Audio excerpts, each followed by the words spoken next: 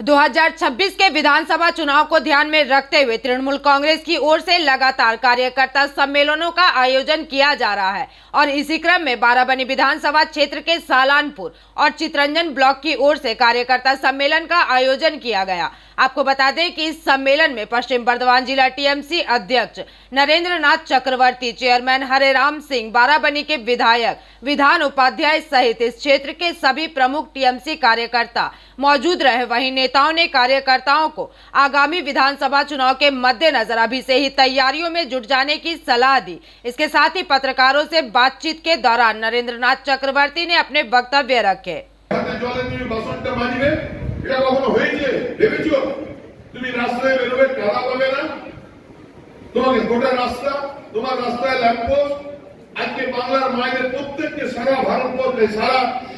বাংলাদেশের মমতা বন্দ্যোপাধ্যায় একটা সূত্রে জুড়িয়ে দিয়েছেন লক্ষ্মীর ভান্ডার। লক্ষ্মীর ভান্ডার থেকে কত টাকা পেলেন বড় কথা নয়, আপনারা সবাই বাংলার লক্ষ্মী বলে মমতা বন্দ্যোপাধ্যায় তাদেরকে সম্মানিত করেছেন। এই যে নারীর উত্তরণ, এই যে নারীর উন্নয়ন। আজকে আমরা জেলা কমিটি থেকে আমরা জেলার প্রত্যেকটি ব্লকে ব্লকে কর্মীদের সঙ্গে দেখা করছি। কর্মী সম্মেলন লক্ষ্য 26-এর নির্বাচনের আগে কর্মীদেরকে চাগিয়ে তোলা। সংগঠনকে কি বার্তা দেওয়া হলো?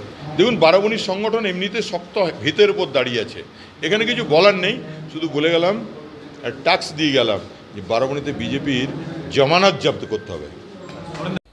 आसनसोल से बीजू मंडल की रिपोर्ट, पीवीटीवी न्यूज।